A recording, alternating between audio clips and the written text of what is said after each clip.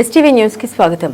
సంగారెడ్డి జిల్లా Patancheru bus stop లో RTC కార్మికుల దీక్ష అనంతరం రాష్ట్ర ప్రభుత్వం తీసుకున్న నిర్ణయానికి స్వాగతం పలుకుతూ కార్మికులు దీక్ష విరమించారు. ఈ సందర్భంగా యూత్ కాంగ్రెస్ ఆధ్వర్యంలో ఆర్టీసీ కార్మికులతో కలిసి రాష్ట్ర ముఖ్యమంత్రి రేవంత్ రెడ్డి, ఉప ముఖ్యమంత్రి భట్టి విక్రమార్క, రవాణా శాఖ మంత్రి పొన్నం ప్రభాకర్ చిత్రపటాలకు పాలాభిషేకం నిర్వహించారు. అనంతరం ఆనందోత్సాహాల మధ్య ఒకరినొకరు మిఠాయిలు తినిపించుకున్నారు. ఈ సందర్భంగా వారు మాట్లాడారు.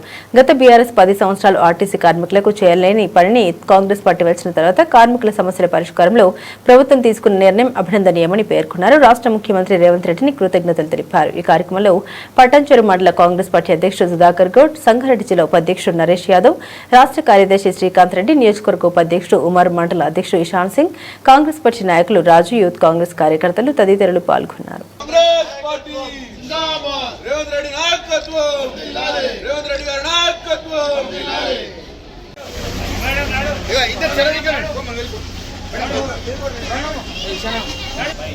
మహిళా సోదరి మనం రావాలందరూ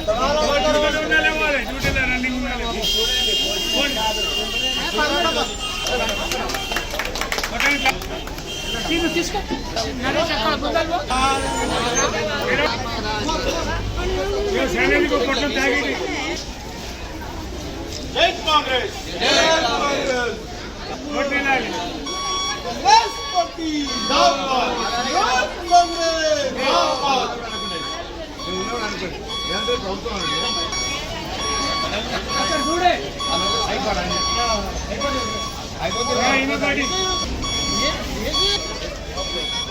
పెట్టుకుంటారా తీసుకోండి.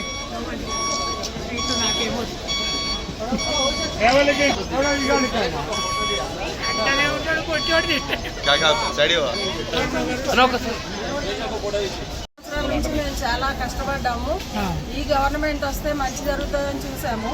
1 సంవత్సరం మాకు టైం అడిగారు సార్. అప్పుడు ఎటువంటి నిర్ణయం తీసుకోకుండా సార్ వస్తారు మాట్లాడతారు లేని 1 ఇయర్ వెయిట్ చేసాము.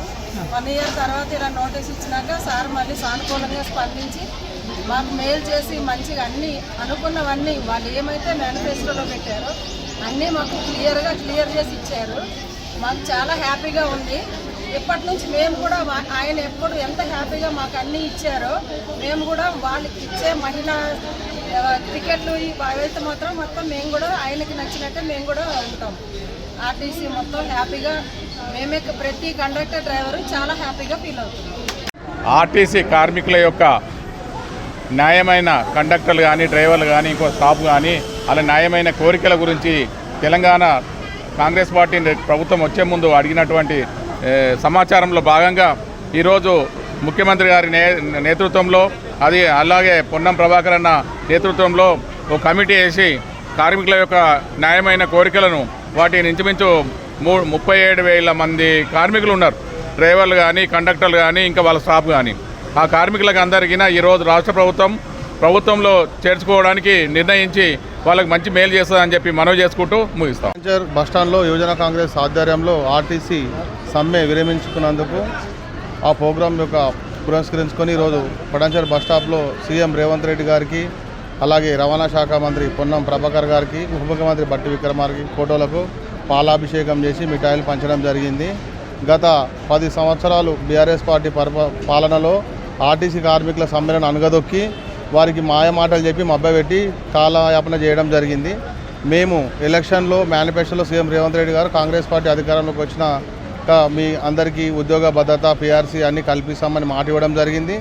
దానికోసం ప్రభుత్వం ఏర్పడిన వెంటనే ఆర్టీసీ కార్మికులు రేవంత్ రెడ్డి గారిని అడగడం జరిగింది. 1 సంవత్సరం సమయం తీసుకొని పరిష్కరిస్తానని చెప్పడం జరిగింది. ఈ సంవత్సరంలో వీలు కాకపోవడంతో కార్మికులందరూ సమ్మె చేయడం జరిగింది.